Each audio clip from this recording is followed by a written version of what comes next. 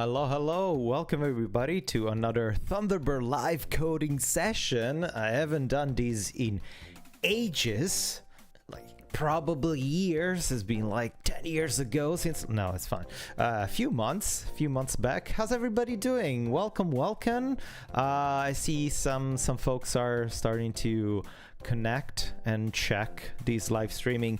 It's Sunday. I don't know why I'm doing this. I don't know why I decided to do it, but I was kind of like bored in between naps of my lazy Sunday afternoon, and I started thinking about some fixes of an annoying things that I wanted to do in Thunderbird, and then I decided, so why don't we stream it and publicly fail and show all the things that I don't know how to do, so everybody can judge me online. This is gonna be great. This is going awesome.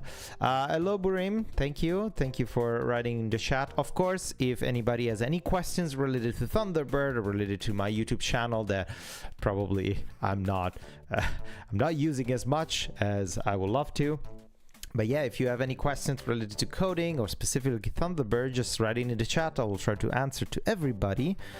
But what I want to do today, I want to hack a little bit or code a little bit a little widget that we implemented for 1.15. I want to try to restructure and rebuild it to make it slightly faster, less cumbersome in terms of markup, a little bit easier to manage, and it's just a experimentation to see if we can improve some things. Oh, Ria Raven, hello. Thank you. Welcome. Greeting from Galway. All right. Okay, so heads up, I'm super tired. I don't know why. I've been sleeping so much for the past week. Mozilla had the Montreal All Hands event in Montreal, of course, the yearly conference of Mozilla, and I probably slept an average of 3 hours per night, every night for that week. So I'm not great. I'm not energized, so ready to do this live streaming, but yeah, let's move on. Okay, so let me know how this looks. Probably doesn't look that great because I'm not using my computers to stream, but I am hooked to a laptop, to a Linux laptop, and through an HDMI capture card I'm streaming through OBS. So if something goes wrong, I need to reboot, or something terribly fails on my coding machine, it doesn't affect the live streaming, and vice versa. The CPU is all busy doing the live streaming, and whatever happens on the Linux laptop happens on the Linux laptop, and it doesn't really matter. So what the hell am I doing here? First of all, have you been using 1.15? I hope you've been using 1.15, because Thunderbird 1.15 is an awesome release. We're very proud of all the work that we're doing, and is the first building blocks to something much better that will come in the future. But if you haven't, little tiny thing, yeah, maybe if I do this in the right directory and I can launch Thunderbird from the right directory. This is Thunderbird 1.15. Yes, help keep Thunderbird alive. Remember to donate. Ooh, fancy button, yay. So Thunderbird 1.15, a lot of things changed in the background. We had to rebuild a lot of things because Thunderbird was pretty much using 20 years old JavaScript, and we couldn't continue with that. It's not sustainable. It's not great. Actually, before we continue, let me see if my live streaming is actually working. Easy. Yes. All right. Yes, the audio is working. I was just double checking that my volume was right and the background music wasn't just destroying everybody. But yeah.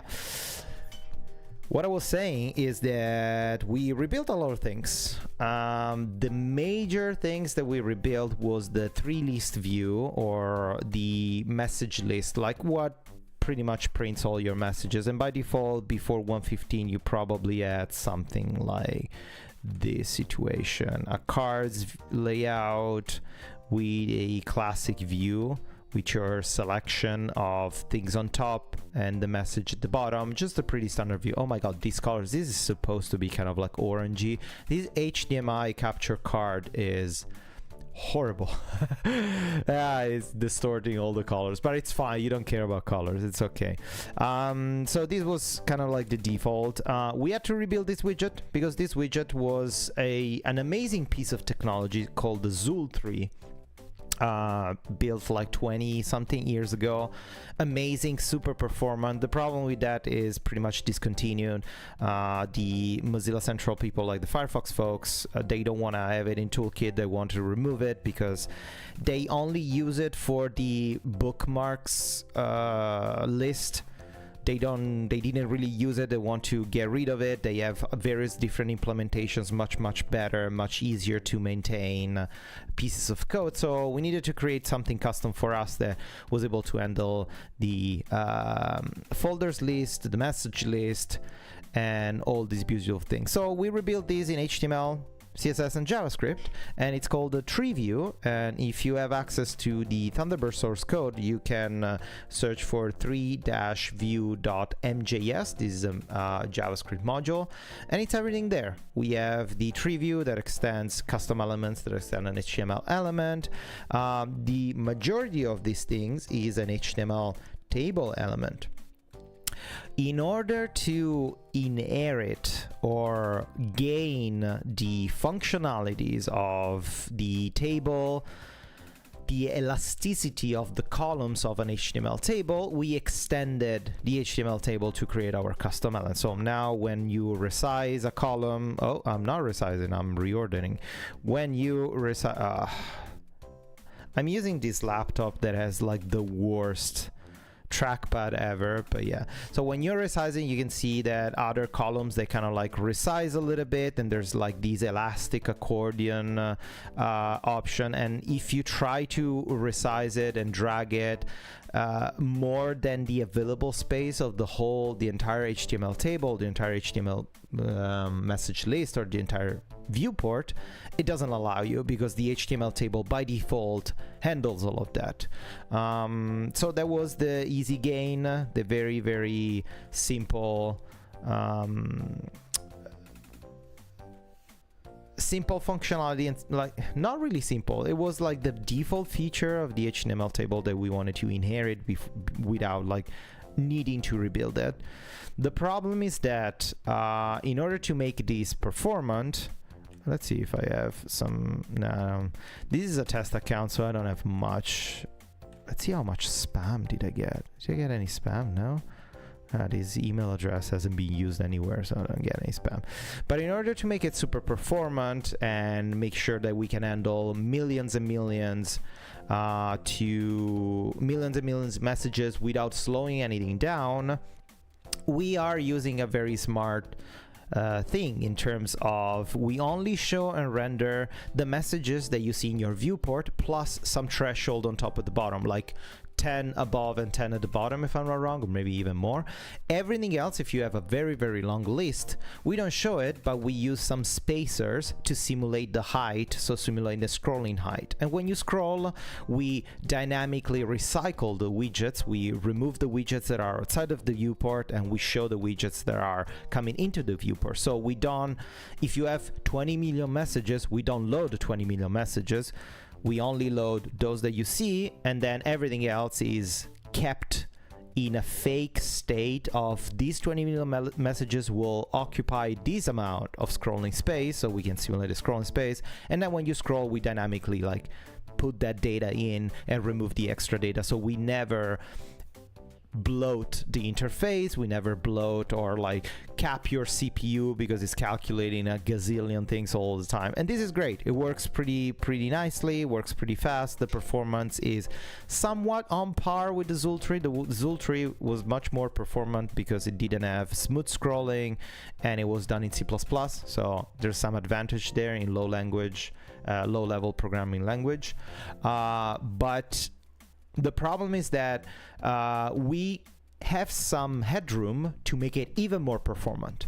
We did a lot of iterations to make it faster and faster and match the old performance of the Zool 3, also in HTML and JavaScript.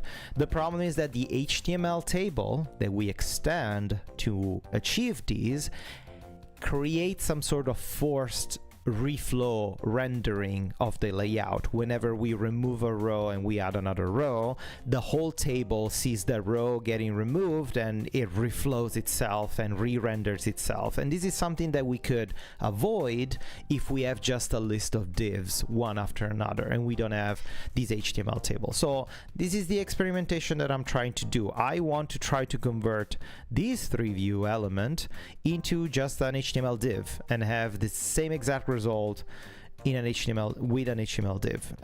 Originally this new 3 view was a div, but handling columns was absolutely terrible, very, very difficult. So we ended up using a table. Now that we have the message list, everything is done and it works and everything is covered with tests, I can experiment, destroy everything, rebuild it with a div, and make sure that all the things that we implement and we cover the test, they still work, and see if the performance improves. So this is what I'm gonna do today. I'm gonna try to experiment these things. Rare Raven, yes, like a video game, yeah, that if you have elements far in the background or like further away that you don't need, your character doesn't need to interact with, they're just like fake shapes, and then when you get closer, the program actually renders those things and put the real data.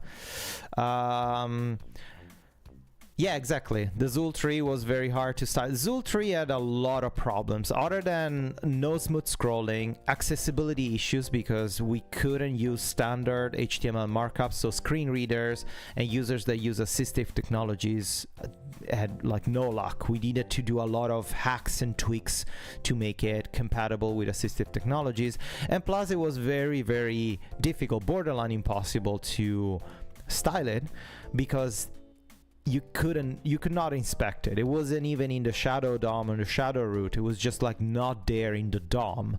It was just all done virtually, this virtualization created in C++, and it was rendered on the fly. So yeah, it was absolutely atrocious to handle. But now the tree view is much better. So I have a work in progress patch here that we can do. Tabular data, use table. Yes, well, yes and no. we can render a table, but we don't really need to use a table, because if the table, especially if we're talking about HTML markup, if the table comes with some baggage and comes with some specific feature, is not just about the reflow, it's also the table has a specific semantic markup, and we are overriding that semantic markup with the role tree or the role list box.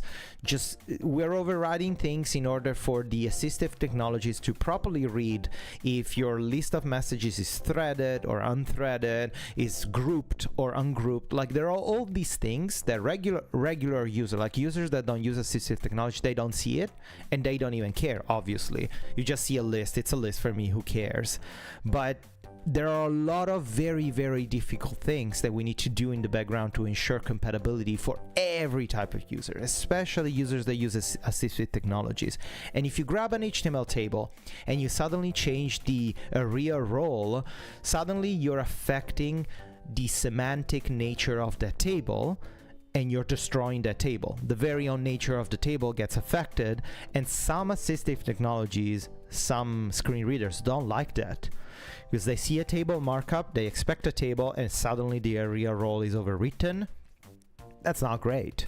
It works. We had to do a lot of things to make it work, but if we can just avoid that and use just regular divs and style those divs to look like a table, win-win. Like we don't get all the intricacies and the complexity of handling the markup of an HTML table, and we have much more flexibility because we can use just simple div with CSS grid or CSS flexbox, and it's just much better. But let me show you what I've been working on. So here I have this little thing here. I changed a lot of things. So first of all, the old review table, everything was in here. We had this module file, which is like all 2600, 2600 lines of code. Not too bad. But we have a lot of things that are self-contained, right? Like we have the 3view, that is the main wrapper HTML element.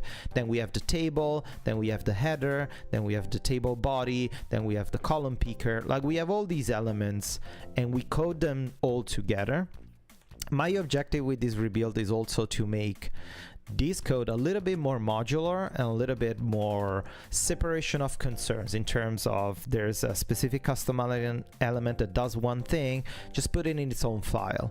And if the file has 300 lines of code and the custom element does its own thing in that file, it's much easier to update.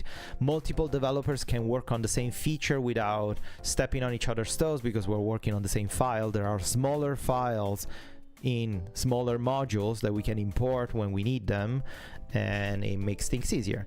So the new structure is, first of all, I created a preference. The preference is widgets 3view div. It's a boolean preference, so we can ship this without affecting the current state of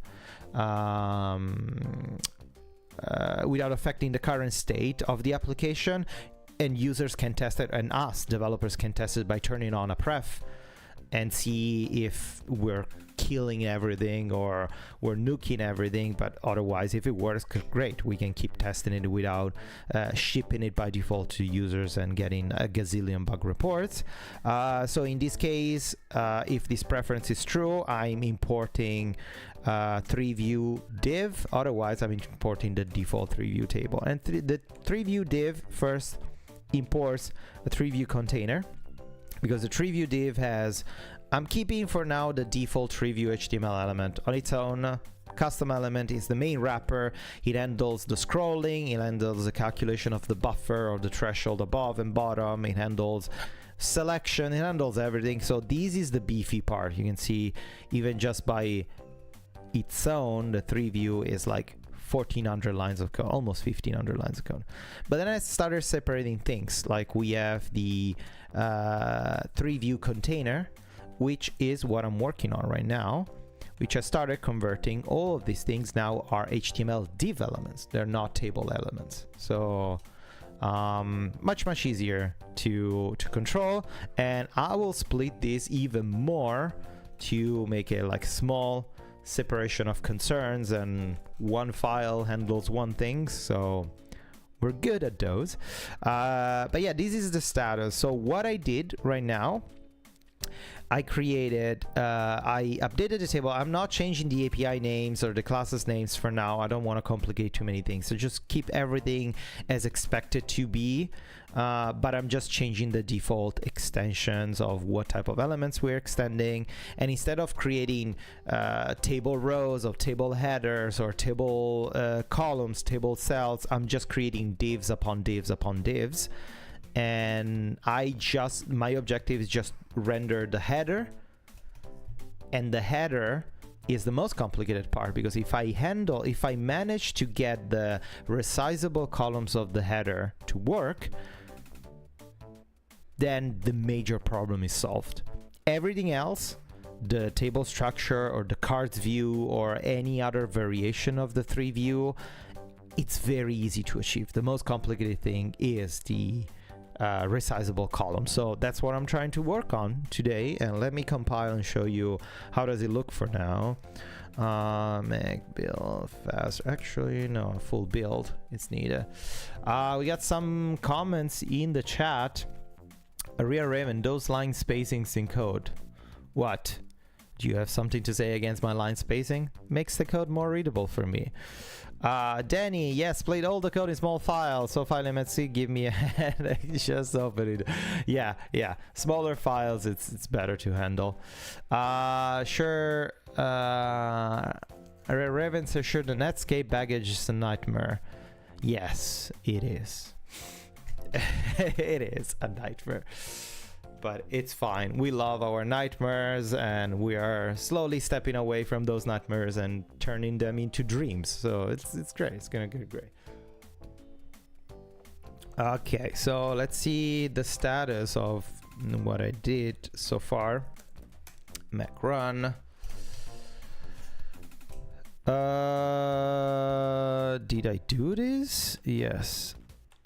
Update, review. Oh, yeah, see, I have my all new code, but everything is exactly the same because I didn't switch the pref on, right? Or did I? I think I did. Oh my god. Am I already in my new... Like, is this already working? I don't remember. I don't think I have the pref. Yeah, this is still a table. Yeah, TH. Okay, so is the pref. I didn't turn the pref on. Sorry. Config editor. What is that? Widgets. 3view div. False. And let's relaunch this. All right, we got, this is what I was expecting to see. I was very surprised to see everything else, but the first thing that I did, I'm not generating anything else. Everything is like commented out. I'm focusing primarily only on the table header and making sure that I can resize it and figure out how to prevent the resizing of if a user grabs something and start resizing like beyond the limit of the viewport. This still works, so there's not much styling. Everything is like pretty bland and it's fine, but we got this, we got it here, and we can see that the structure of these things is now a div. Everything is a div. We have our 3view, which is an HTML div element, then this 3 table. The good thing about using divs also is that a table, an HTML table structure, has a lot of parent-child markup. We have the table markup, then the TH, then the T-body, then we got the TR for the table row, and then we got the TH for the table header cell, and then the TD for the table body cells. There's like wrapper among wrappers. It's a lot. If we can remove all of this, we're like with divs, we can have just the table, the body, and that's it. And then we have a couple of divs that create a threshold. We don't even need to have anything else, and it's much more easier in terms of markup to handle. So you can see here now we have the 3view wrapper, and then we have the div that is a 3view table, and then we have the div that is a table header, and then the div that is the threshold above and beyond, and then we have the table body that is another div, and inside every cell is a div, and inside there's still generating the old, like I haven't updated the custom element to generate the actual content, so I'm hiding these. I don't care if it's fully broken. I just want to handle the table header, and the table header here we have some working columns, so this is already good. It's printing the correct typology. If this is the data icon, if it's an icon column, or what type of fluent string we have for each columns, and respects my customization of the table column. So this is great. What I want to see is why this I should have a resizable wrapper. You can see here a div inside a div and a button. We don't really need all of this. We can get rid of this, but I'll do that later. We'll clean up a lot. But yeah, we have these HR, which are our splitters, but these are currently in a weird position because I think they expect something different to be.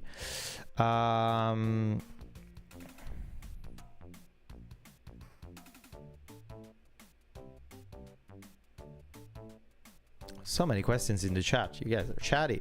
I love it. Continue. Thread 3s are complicated as well. What do you mean? Elaborate, please. Danny says you get free accessibility though. For what? For the table? The HTML table? If that's your question, you arrived late at the streaming because I explained all the issues with the accessibility for the HTML. You will have a div for each row or only cell elements? We don't know. Probably a div for each row because it's easier as a container, but it's not necessary if we do CSS grid. But maybe a div is better because so we can have like proper area titles and readable content of each rows, and it's much easier to control. But first, let's try to figure out why this is not in the right position. We got div that position relative div3 table cell, position relative, okay, and then these HR splitter. What is affecting this? Box size, position, border, display block, overflow hidden. This is like generic HR, so it's not.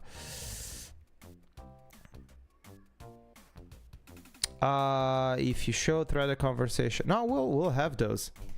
Even right now, what we did, like the threaded conversation is just indenting a row depending on the position of the thread. It's very straightforward to do. There's no complexity in there.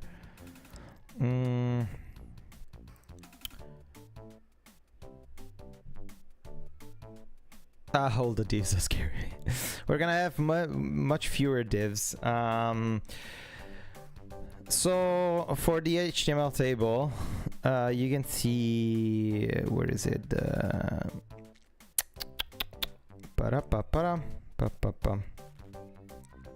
You can see here this role, area role that we're using. Basically, it doesn't really matter that we're using an HTML table because we're changing the area role.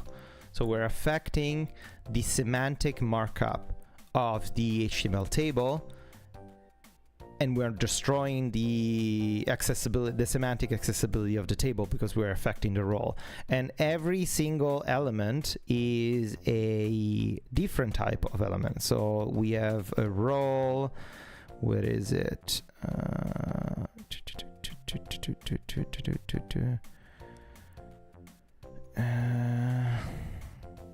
Where's the role here? Maybe I changed the code. But each of these, depending on if it's a threaded, unthreaded, if it's a single list of there are like child, parent, groups, relationship, we change the role from something to something else. Let me find it in the code. It's easier than me. Yeah, we're affecting the role 3. So yes, every item is a role option or role 3 items. So it doesn't really matter the semantic of the HTML table because we're overriding that. So the only gain that we have in HTML table is the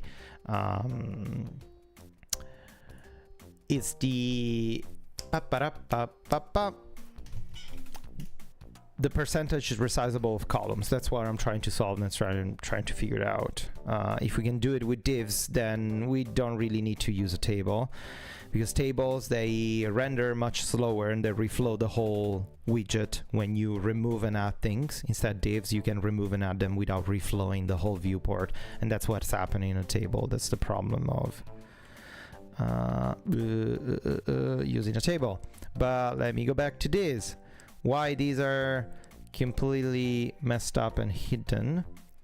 HR, these, because they don't have splitter content size. Oh, because I'm not doing, okay. 3view dot,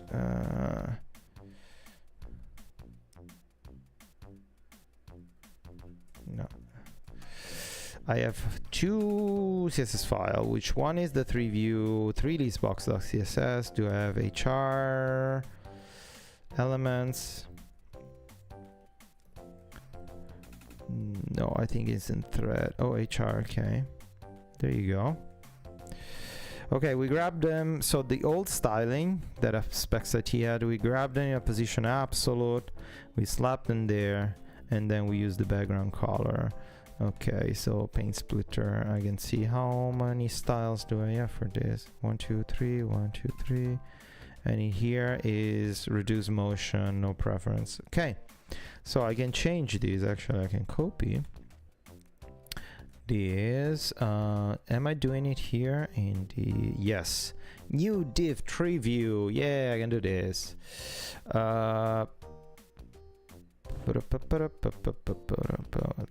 Table cell. Okay, okay, let's do this. Instead of t-head, we got a div is 3view table header. Absol. Let's see if this still makes sense. and then we got the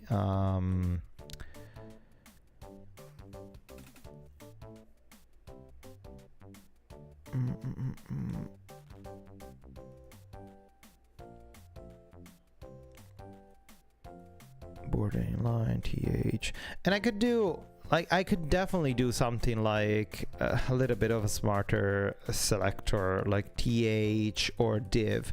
So th or div. So all of the styling affects both the table and the div, but I prefer to keep it completely separate because I don't know if I'm gonna keep that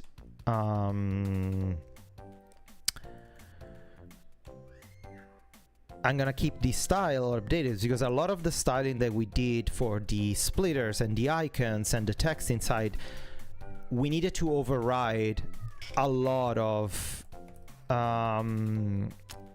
styling that was coming from the table. The table comes with like inline paddings and margin and spacing in between columns and cells, so we needed to tweak these a lot, and the majority of those will not probably be needed anymore after a while. So I prefer to duplicate the CSS, and this is just an experimentation, and then what I don't need I can just delete and do it better later. It's fine.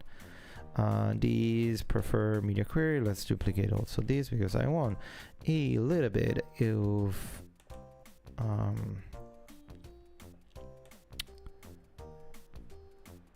animation here. So let's see if this worked.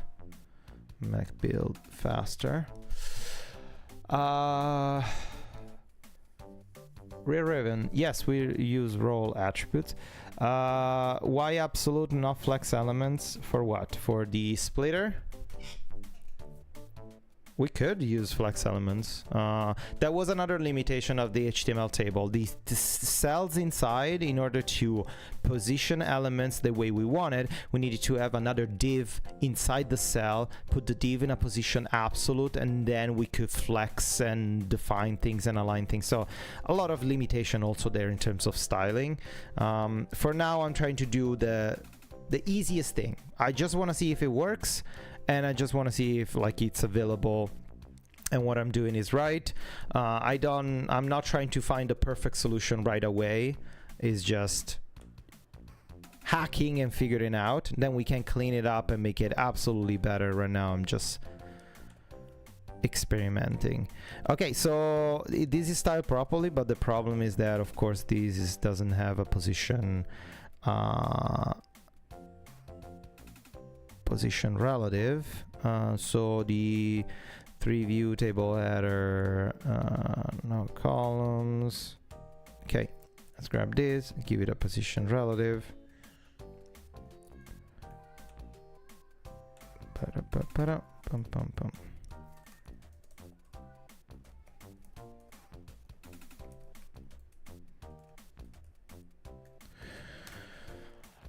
Potentially I don't need to do a Mac build faster every time, but sometimes the CSS is not grabbed. Oh, now we have splitters, look at that, and now they look like splitters. So now theoretically, yeah, when I resize, yeah, this is the problem with divs that we have. You can see, right? Like first the resizing is kind of sketchy, it doesn't really follow the cursor, but then I'm able to push it beyond the limitations of the viewport, and that is not okay. This is not working properly, of course. So we need to fix that and need to find out why it's behaving this way, how can we do it, how can we make it better. But hey, proof of concept, this is fine. The other thing that I don't like that the table handles very, very well is that when you resize, it doesn't matter what type of size of columns you gave to the HTML table element, it continues shrinking. It gives this accordion effect because the table columns are always like a relative percentage of the full available space, and with divs this doesn't happen. At one point it just stops and it remains fixed, and it shouldn't. I mean, at one point it should, because it shouldn't resize below the available text, or like shouldn't make the columns like 1 pixel width. Like all these columns, they have a min width, and that should be respected, but it it should behave better. It should shrink a little bit more. Otherwise, this is absolutely atrocious. So yeah, a lot of experimentation, a lot of figuring out how we can fix this. I don't know if it's gonna happen today, but we'll see. So we got this, and what we're doing here, we can access JavaScript code. We have the splitter. The splitter here, and when the splitter is resized, what is happening to the splitter? We are setting the width of this cell to the splitter ID width, because the splitters automatically they generate some inline CSS to grab resize element D. So it resizes this cell. Should resize this cell or should resize the parent cell? I think like this cell, it's fine. Can you not style the CSS with browser inspector?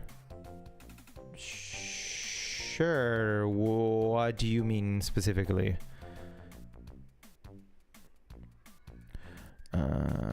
I'm trying to refresh my mind on how the splitter works first, because I need to figure out. We need to come up with a way on how to give some boundaries and to give some rules to follow to our new HTML div that it's handled by the splitter. So the splitter should generate something, not this one. I want this macron. Okay, so these elements should have an inline CSS that points to a variable. So this one, yeah, there you go. Style with var. Okay, perfect. So the style uses a variable, and the variable is automatically created by the splitter. In fact, if I change this variable, then is updated in the splitter. That's perfect. Okay, so this splitter is adding that variable here. Just wondering why you rebuild for each CSS change, but VS Studio may be more comfortable. Oh yes, I prefer to do it in VS Studio because sometimes, especially on daily, sometimes the DevTools or the style editor sometimes crashes. It doesn't register anymore the changes, and it doesn't tell me what is the diffs, like what changes did I apply to it. So I prefer to write it directly in VS Code, so they're there, they're saved. It doesn't matter if this crashes or I forget to pour something. If I need to do some experimentation on the fly, yes, I use, of course, the style editor and the DevTools, but if I know what to change and know specifically what I need, I just change it and it's saved and it's there, so I don't lose it. Okay, so now we're in this situation where all these divs that are resizable, splitter,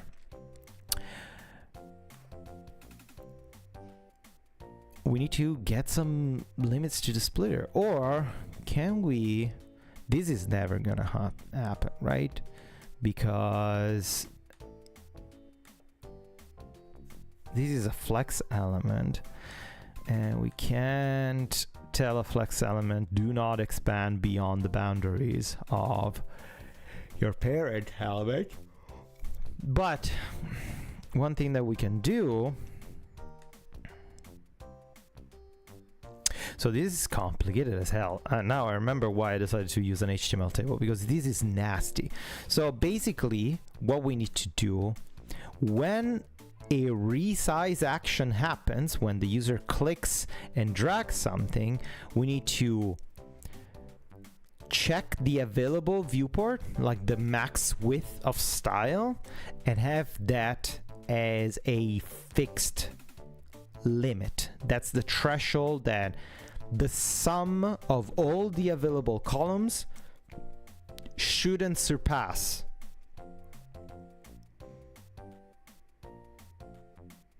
The maximum width of your viewport. But also, and not but, and while resizing, if we are in this situation where I'm trying to expand something, expand a cell, and there are other cells with already some defined width variable, some defined sizing, that sizing should shrink, and we should give priority to the column that I'm resizing, rather than having this weird thing that if I click and start resizing, it doesn't really follow, and then if I leave, it doesn't really resize to the point where I put it, because it's not, it's a weird mix of flexbox and fixed width, so it doesn't really know how to properly handle all these things. Oh, this is messed up. That means we need a event listener on resize. Okay, so let's tackle one at a time. Let's tackle first the not making it larger than it needs to be. So first of all, what are the elements that I what are the columns that I have a fixed width? I have the subject, the correspondent, junk. The date column, I don't have any sizing on the date column. Okay, which is good. So I think the first thing that we can tackle is the max width. Let's calculate the max width and have it as a threshold, and add an event listener on resize and see if the sum of all the columns surpasses the max width. Stop resizing? How do we handle that? Don't know. Let's give it a try. This is gonna be terrible. We're gonna crash and burn on this live streaming. It's fine. I'm all for this. What are all these console errors? I mean, I destroyed this thing, but it's fine. Okay, so we have the splitter resized event, which is when the splitter is resizing, but is after the splitter is resized. But do we have an event when the splitter is getting resized? Expanded resizing. Okay, splitter resizing. So we have a custom event here that we can listen to and say oh, this is gonna be brutal. Okay, so let's do this. Splitter add event listener. This one, splitter resizing. We want to do pretty much the same. This dispatch event. Let's do everything. Let's grab it. Duplicate. So we want to column resizing. We want to bubble up an event that goes up the parent custom elements. We want to pass, we don't need the splitter. Do we need the splitter? I guess if we pass the ID,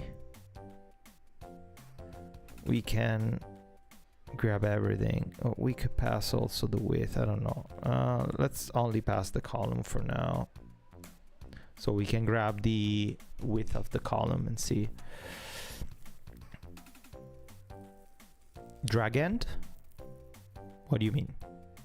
Drag end is when the splitter is finished resizing, when the dragging action finished. I need to have a listener when the resizing action is happening in the moment. So when he's resizing, I can calculate if this thing is going beyond the boundaries of the viewport. But this is gonna be nasty. I already know I will need to have a throttle there, because we cannot have constant calculation while resizing. The user might resize very, very fast, and that would be very, very bad. So okay, so column resizing, Resized. Where do we listen to these? In the about 3 pane, 3 table. I don't want to listen to that in the about 3 pane. I want to do it in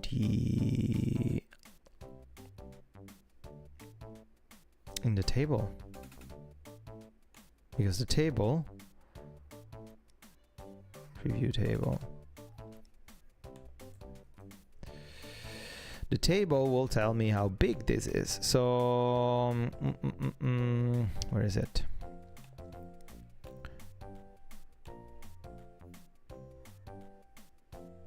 Let's copy this in the container, in the connector callback. Do we have an event listener here?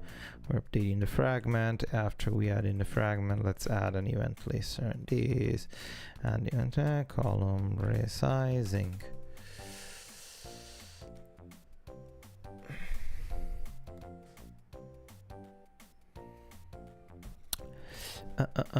Okay, and we don't need to do this anything. Actually, I could do this. Where is that disconnected callback? Disconnected callback, yeah.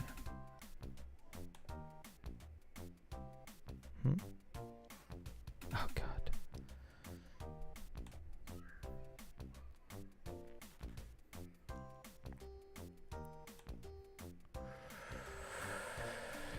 Okay. Disconnected callback is remove event listener column resizing. Boom, bam, okay. And then add event listener, handle event. We can do, is that handle event? Yes, okay, we can do it here. Handle event, we pass the event, and here is where we get, no, I don't need this. I need event type.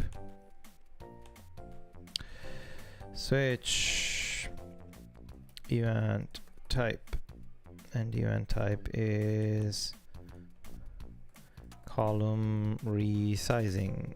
Perfect. Default, we don't have anything. Okay, so here now we can do something like that.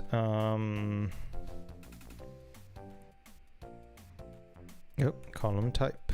All right. Let's do something nasty here. Let's just do a console log and print here, just to make sure that the event is getting listened properly. And when we resize things, we actually bubbling up that event, and the table detects that event underneath it, and everything works as expected. Let's see if this is doing what it's supposed to be doing. So a bunch of here should appear here, so grab and yes, here. Okay, column resizing is only triggered when the resizing starts. Okay, so it's not always. Okay, so on column resizing, this is interesting. Splitter resizing. It's not started. Okay. Do we only have this? Splitter resized, collapsed, expanded, resizing. Oh god.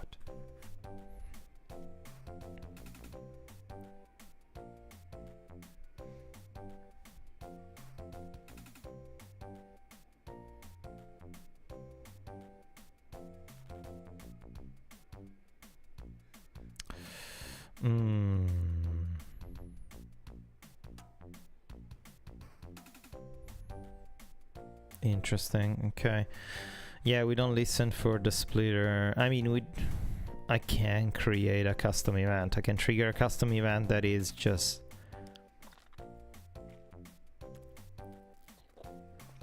we emit this while resizing, but that's ooh, that's heavy.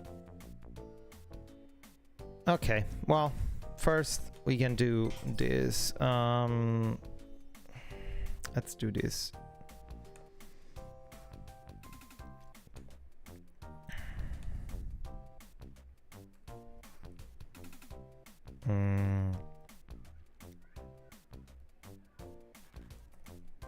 You width.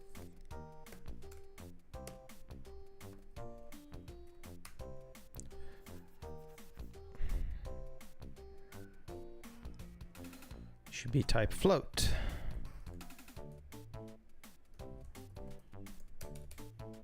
Type is a float. It's not an integer. The width size of the 3 view.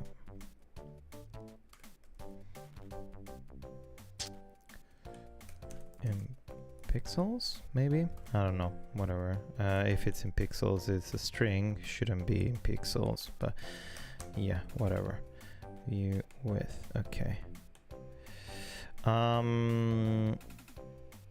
Alright, column resizing here. If this view width, we don't have anything. This view width equal to this. Where is that? What do we do? No.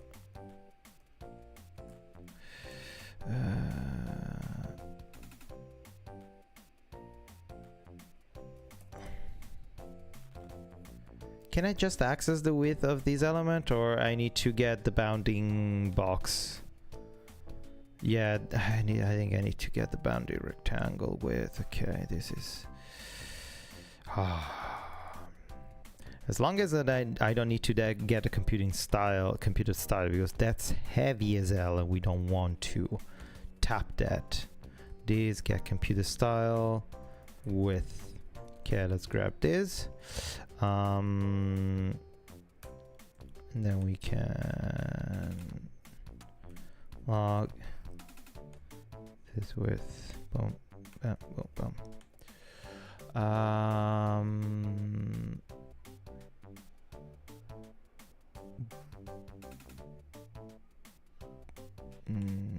Console viewport width. Real Raven maybe use viewport width units for max width. I don't think that works. Viewport width is the viewport, the application or the main window viewport, right? In our case, I mean, I could try, but I doubt, because in our case, the message list is inside. Like we have a sidebar to the left, to the right. It's not the whole like window. So I don't think it matches. I think it works that way. But yeah, and the other thing that I want to do is custom event, splitter resized here.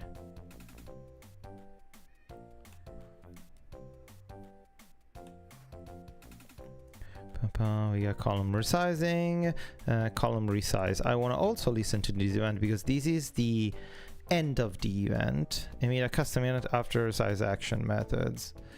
Resize action methods that implementation level should listen to this event. If the column size needs to be stored, okay, column resize. So I can do this column resizing. I can also add event listener column resized. Oops, come on, boom, bam, boom, boom, bam, boom, bam. And then on case column resized, case column, column resized. Let's keep it also with the default, it's fine. Let's make it null. So this could be null, or let's initialize it to null.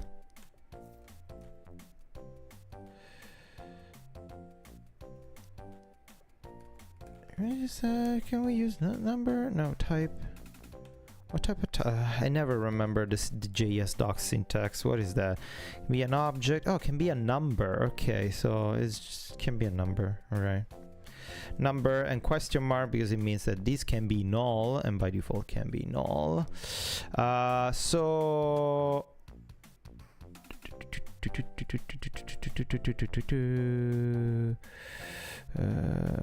column resizes. So when we're resizing, if we don't have this, if we don't have this defined, we just grab it and we define it once, so we have it, and at the end of when the column is being resized, we just clear it up.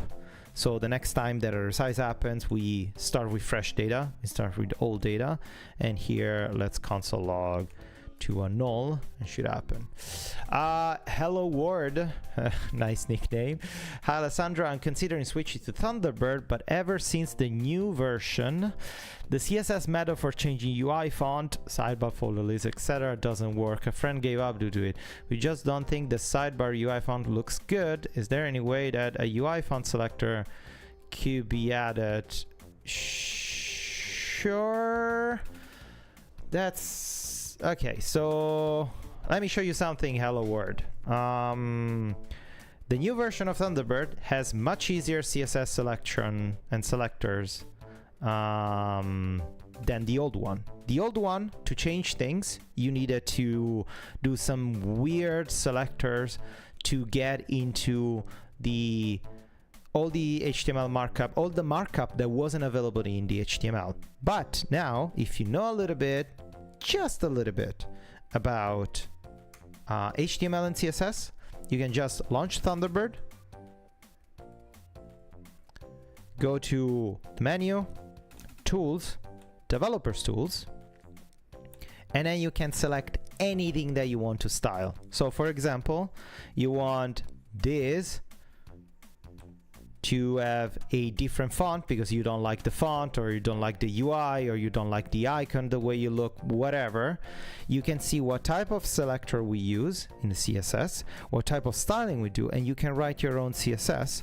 Something like you want your inbox to be bold, font weight, bold, font size 30 pixels, and you can see it just changes. So the only thing that you have to do in your user chrome.css is use the new CSS selectors, which now you can use the inspector to see what they are and how they call. So if you want to style these in your user Chrome, you can go into the container that has a unique ID. For example, where is it? Folder 3.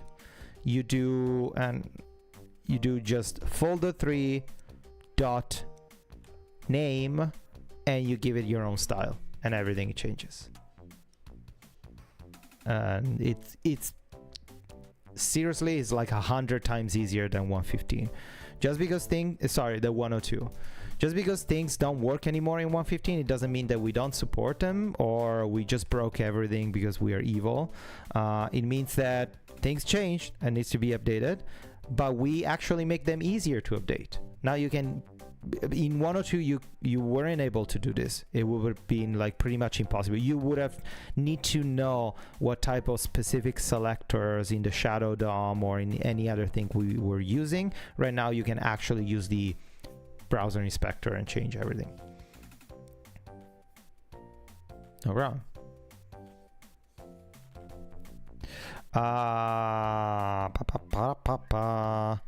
What I was trying to do, I don't remember.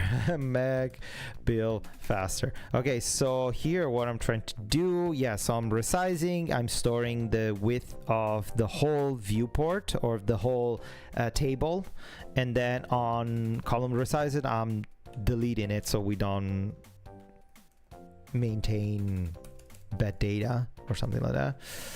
Macron. Let's see if it works.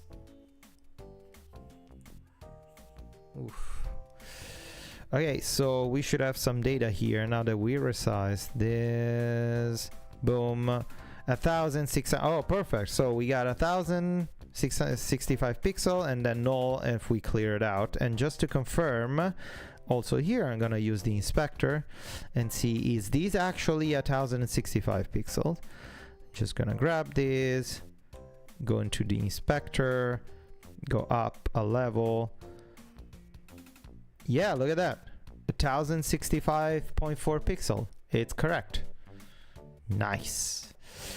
So we got this. Now what we need is during resize.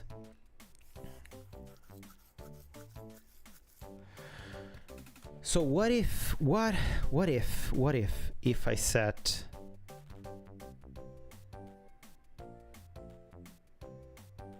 if I do something super sketchy? Like, let's give it a try, right? Let's give it a try. Let's try if I set this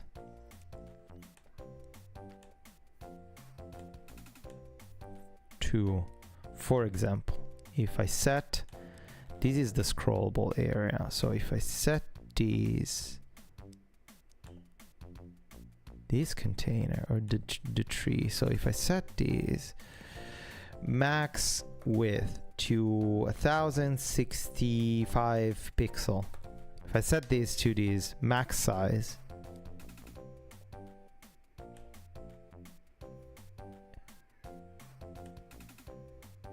ooh, all right. Oh, it works. First problem solved. Oh my god, seriously? That was easy.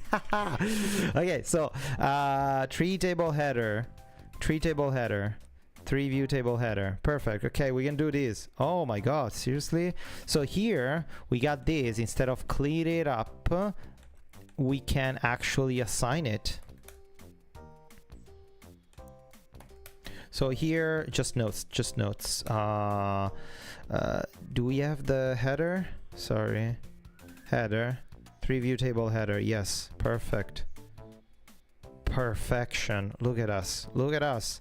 This header style max width equal this view width, and then this header style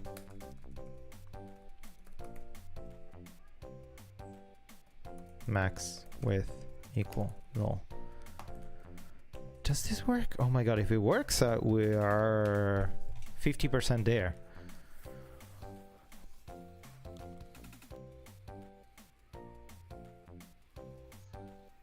Yeah, lower. We have a selector for density.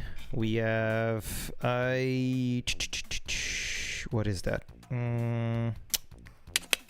If you search on the code base for media, oh no, sorry, it's root. It's UI density. Yes, UI density. Look at this. We got UI density compact, UI density touch. If there's no UI density, it's because it's the default. So you can see in this example here, we define CSS variable with some spacing and padding and margin. And then depending on the compact or the touch, we just change the variable. So instead of redeclaring the same CSS selector, we just use a variable and the variable gets updated. So you can do exactly the same in your custom CSS. There is actually a GNOME, what is that? Thunderbird GNOME theme. This one. I don't know if this is the most updated one. I think it's the most updated one. This is just important things.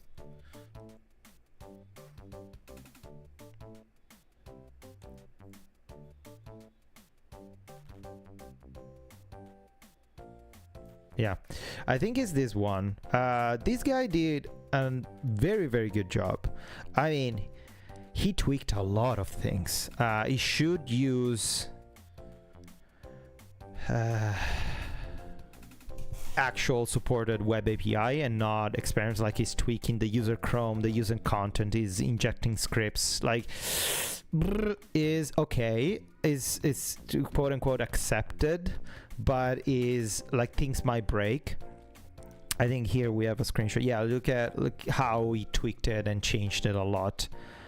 This is like the default view, and this is how he tweaked it to make it look like more gnomish.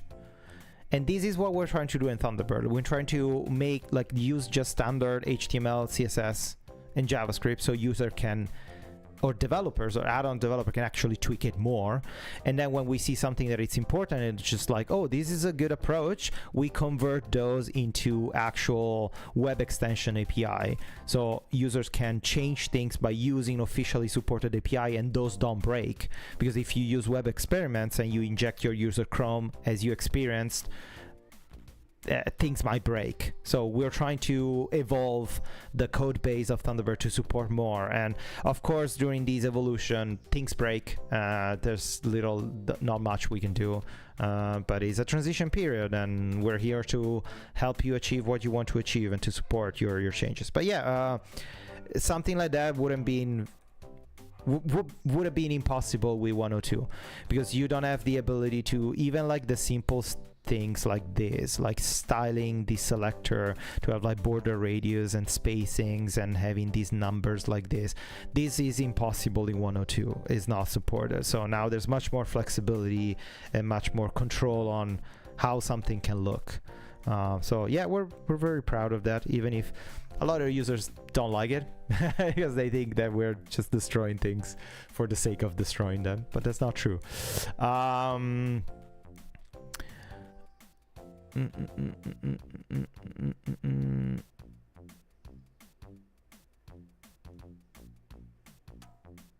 Ria Raven, yeah, 3 pane rewrites were brutal. Yes. Yes, and beware, this year we're gonna also do calendar and task rewrite, and we're gonna update and modernize those. So I mean, it's fine.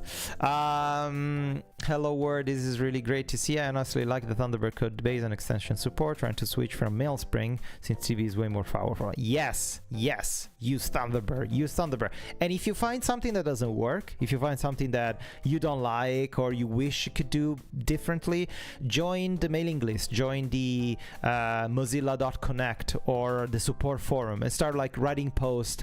Say, hey, this doesn't work, I want this different. If you find a bug, write it in Bugzilla, join the matrix. Just we need more users using the application, telling us what they want more, and we can improve. Main experience proof, and I will try to make a similar sound. Yeah, perfect, lovely. Okay, so let's see if this works. What I did here. Let's see if we solved our problem. So this is max width, and try to, no, we didn't. Okay, why we didn't?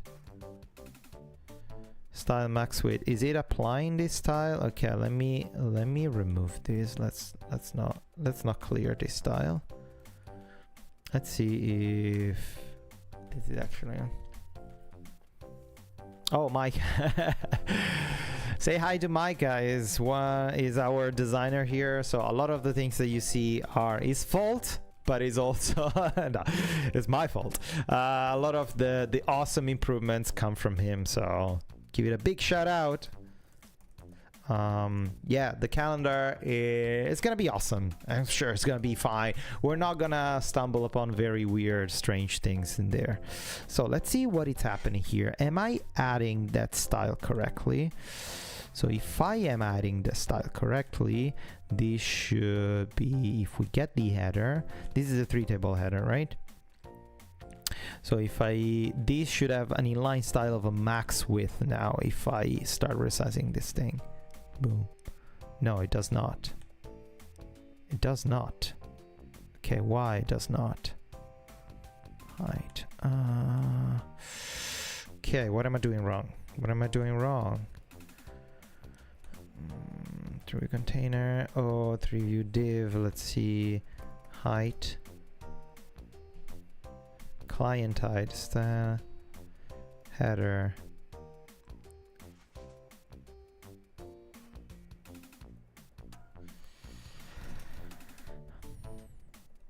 How am I applying the height here? Last time client set height, spacer set height. Okay, so set height. How is use this? Style height. So max width. Oh, we need a pixel value. Oh, I see what I'm doing wrong. Okay, sorry. We need this because that's the number is not a valid number. We need concatenating strings with a pixel. Yay, we're doing it. This should make build faster. This should actually work. I will find more API wishes. Did a bug for hiding message toolbox API buttons nowhere for more drop down. Yes, we are implementing in our process Raven. Whenever we rebuild something, we look at the current API for the extensions, for add-ons, and see, is this enough?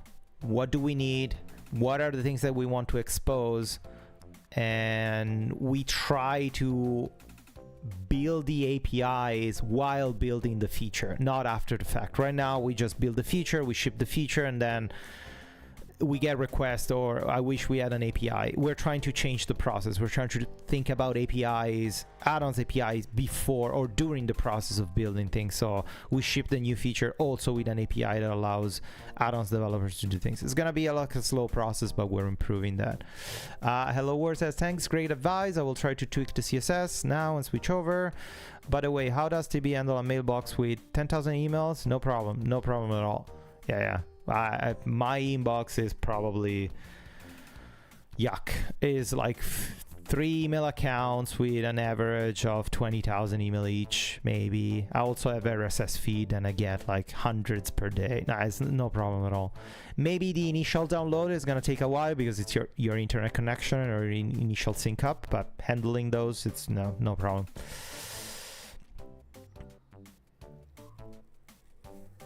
I want to make a bug for UIDs for filters and custom attributes. I came in late. What bug are you working on?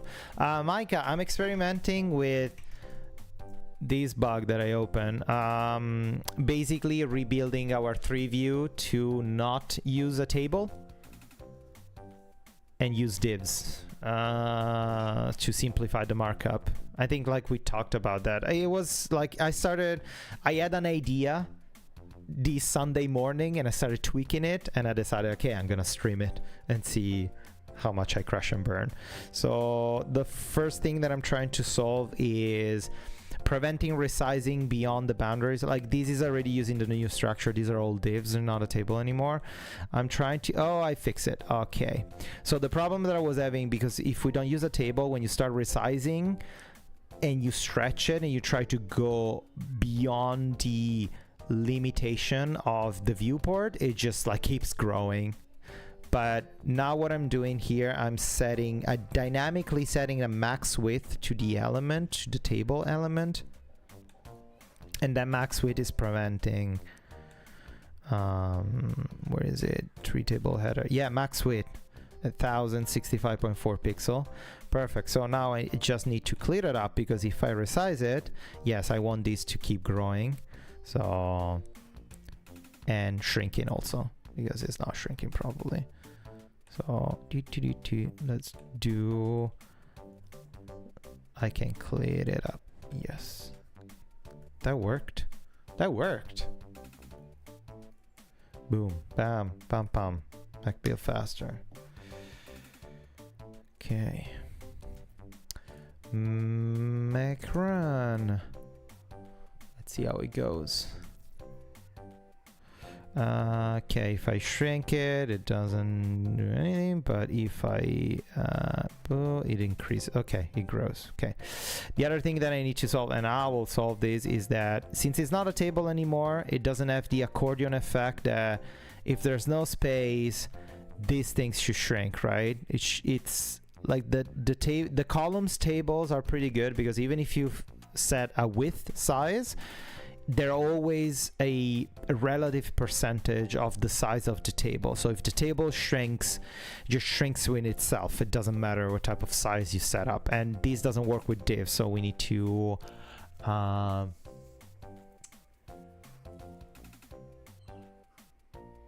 Could be a max width instead of a width, could be a max width. No, it cannot be a max width, right? Yeah, this is tricky. This is tricky.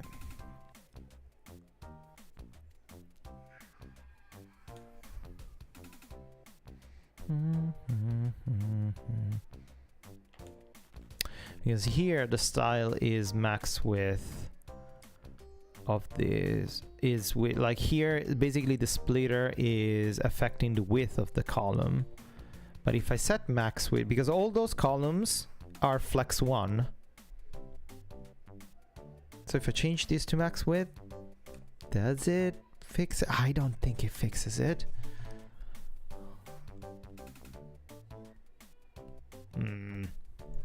Yeah, I have big doubts. I think like this requires much more work. I mean, yeah, no, you can see already it doesn't respect my sizing. This should be like, yeah, I like it. With max width, I cannot make it increase more than I need. And this is not resizable. And this is, yeah, it's unpredictable. Look at this. No, yeah, this is unpredictable. This trash. No, bad boy. With, I'll need to figure it out.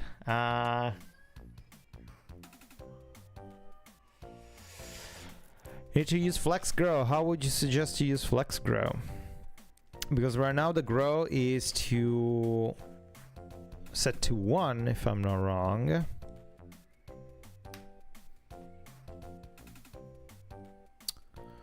I think I'm using already flex grow. Let's take a look at this. Let's see if I can solve it with the flex box.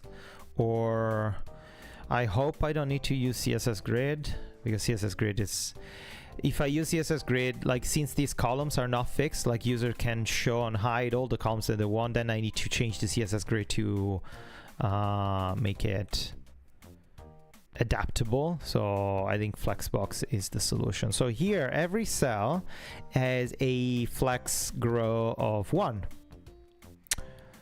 Different values, different flex values. I mean, how would you do that? I'm curious. Yes, if we look at the documentation of flexbox, right? Flex grow MDN.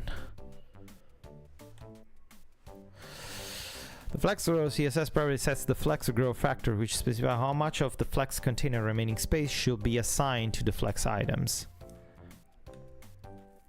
2 flex go 3. Like this, just the flex grow, if I'm not wrong, is a can be also a floating number. The properties specify how much of the remaining space the main size is there. Initial value 0.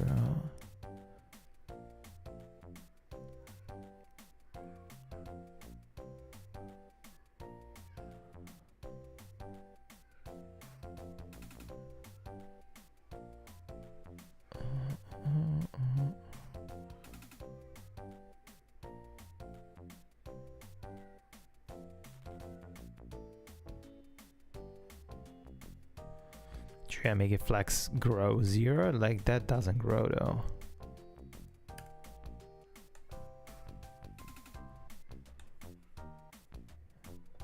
Doesn't matter. This is tricky. This is tricky with flex. Big int variable 10,000 for the full width. Like you're just throwing things, Ariel, right? Thanks for the suggestion. This is just random things that you try to, like, there's no figuring out how to handle this with CSS and JavaScript is not, it shouldn't be just throwing things and try to come up with some sort of, like, there's logic behind that, and we should use that logic to actually do the calculation that we know, like the full width. I knew that I need to have like the max width as a full width, and I calculate that, apply that, so I know that it cannot be resized more. Now we have two extra problems. The first problem is that when the available size shrinks, it doesn't, because there's a fixed width to each column, it doesn't affect. I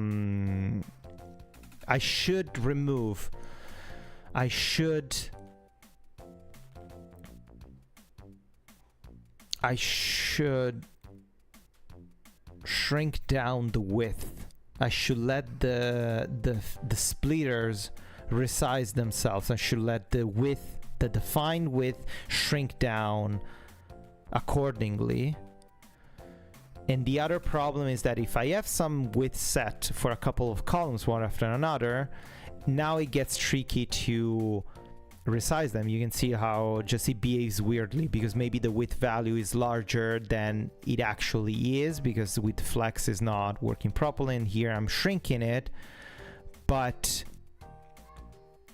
this width is affecting, like this is 329 pixels, but I have a width set by my splitter that is 246. Like you can see how the splitter width is weirdly affected by the sizing of this, because we don't have anything else that can be shrink or can be extruded. So this fixed width doesn't really work. Let me go back to... Could be a min width, but I don't think so. Because the min width doesn't affect. I need to have the... should be min and max width.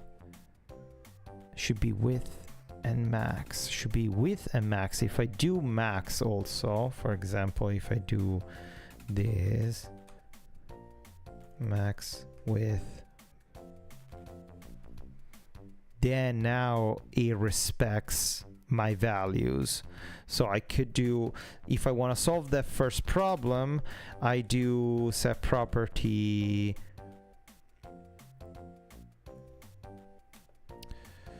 with 1:22 a.m. What are you doing awake? Okay, I'm gonna try one thing and then I'm gonna probably stop, because I can do max width. Can set both because it's been an hour and a half, and also my brain is started to spitball here. I'm not having any sense. Okay, so max width. Now this is okay. With the max width, I fixed that, and this is, but the min width should be different though. But okay, we fixed one problem. So now is, oh no, oh, because I removed that. Okay, that's another problem. So even if I set the width to a max and it doesn't resize, since this continues, then it applies the size and pushes things, because I'm removing the max width there. So this is not okay. Other problem. Okay, one is, I think one is solved also. Can resize this, and I need a min width here because the old one used to work differently. Okay, and then, well, whatever, let's resize this. Okay, so max width. Okay, let me add some notes and then I can conclude this. So here, code block. Set the width. No, where is it? To do. Set the width to resize the column, but also set the max width to override the flex behavior and prevent the column from growing beyond the defined width. Of course, is not American English, it's Canadian English. Okay.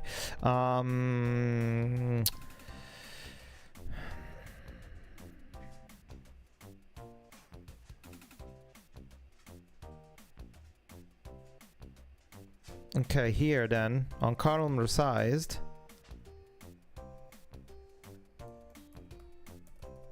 Oops. Where is it? Where is it? Column resized here. When these happens, I need to check check that the new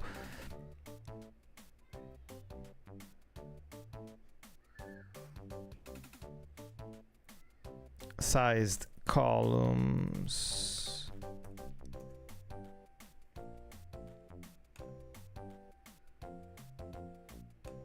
check that the sum of all the columns widths is not bigger than the viewport width, and if it is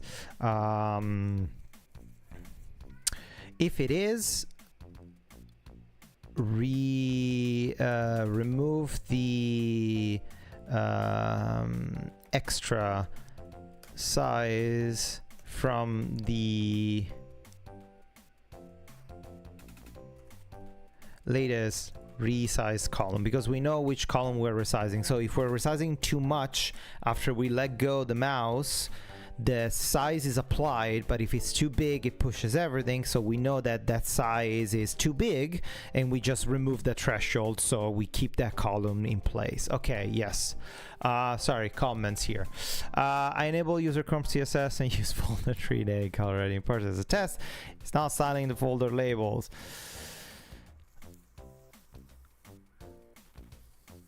Yeah, Real Raven, yes, that extra padding is necessary if you have a redirected message. We use that as a sizing indicator. Document query selector, mail tab 3 browser, content body query selector of folder 3 name in the dev console gives me every label. So, but you want to change font for all elements? Hello world.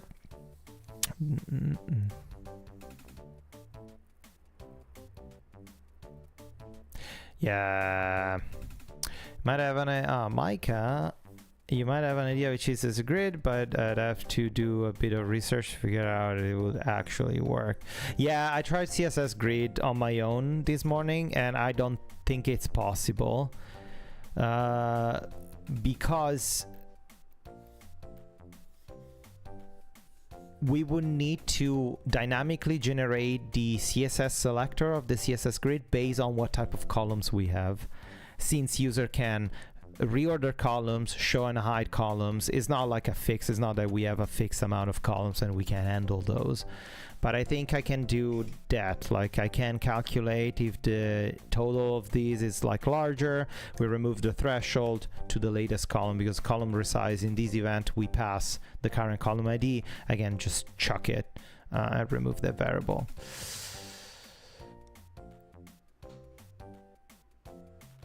Oh, Mitchell, thank you so much. Thanks for your long-term support.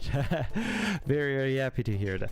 Okay, I think I'm gonna stop for today because I achieved some, I exposed other issues, but I think this is possible. I think I'm getting to the bottom of it. So let me commit. HG add, H commit amend. Boom, bam, boom. Boom. Okay. Woo! Nasty. It's complicated. It's not easy, but yeah. All right. Oh my god, I look very tired. All right, I think I'm gonna stop now. Thank you everybody for watching this live streaming. Thanks for the people asking questions in the chat. Thanks for the help. Repeat auto fit min max with a grid auto rows, maybe Micah, I don't know. Thank you, Alessandro, you made me interested in oh, you're very welcome. Yeah, it's not just me. There are like a lot of people that work on this. I'm just one of the most vocal. I just like go around and shout about Thunderbird because I love Thunderbird. We're gonna make it better. But yeah, I'll try to do these streams more often, maybe like on a Friday afternoon to show like the work in progress, and especially like work on things that don't have a deadline, just to have fun and experiment with some coding on my own whenever I have time. We'll see if I can make it more recurrent. But yeah, thank you so much, everybody, and I'll see you in the next stream, hopefully. Okay, have a fantastic rest of the day. Bye bye.